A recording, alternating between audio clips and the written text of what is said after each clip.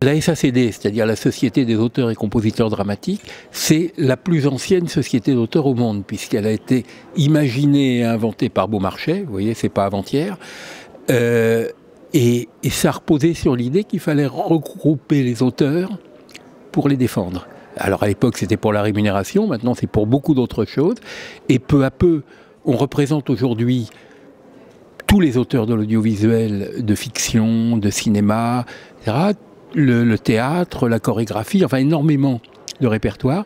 Et donc, représentant ces auteurs, on essaye aussi de les défendre, d'intervenir dans leur possibilité de faire des œuvres et dans la possibilité de renouveler les auteurs. Et pour ça, on a un outil qui s'appelle la copie privée, c'est-à-dire quand vous achetez un support vierge pour enregistrer quelque chose dessus, vous payez un petit peu, une somme qui va à l'ensemble des ayants droit et dont une partie importante est mise dans des actions d'intérêt général. Et c'est avec cet argent qu'on crée des bourses pour des auteurs, qu'on crée des fonds, au soutien des choses.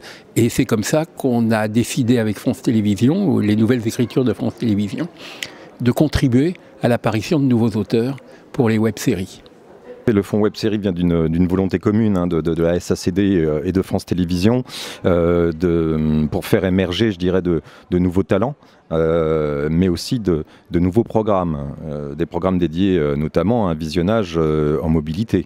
Et nous avons choisi donc les séries de fiction, de web fiction, qui ne doivent pas dépasser 15 minutes par épisode, qui sont des séries feuilletonnantes ou semi-feuilletonnantes, qui sont bouclés à la fin de la saison.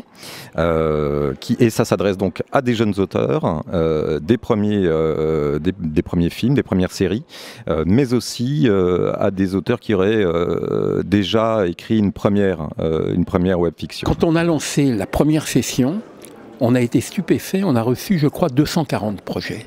Ça prouve le désir d'auteur, les envies de raconter des choses, de les raconter autrement, de les raconter dans ces nouveaux supports. Et c'est une opportunité d'être à l'affût de ça, de ce renouvellement-là. Et c'est vrai qu'on a été épaté à la fois par le nombre, mais aussi par la diversité des approches, des projets. Donc voilà, on en attend un outil pour contribuer à se renouveler. Je crois que la création n'est jamais liée à un outil. La création, c'est un désir de s'exprimer, c'est un désir de dire les choses. Mais simplement, il se trouve que les outils, c'est ceux d'une génération. Et que aujourd'hui, il y a cet outil-là, il faut s'en emparer. Les usages ont évolué et aujourd'hui, la portabilité, la mobilité est un vrai mode de consommation, je dirais, de programmes, d'œuvres diverses et variées. Et donc, nous avons choisi effectivement d'appuyer les webfictions et ces séries de webfictions, ces premières séries de webfictions.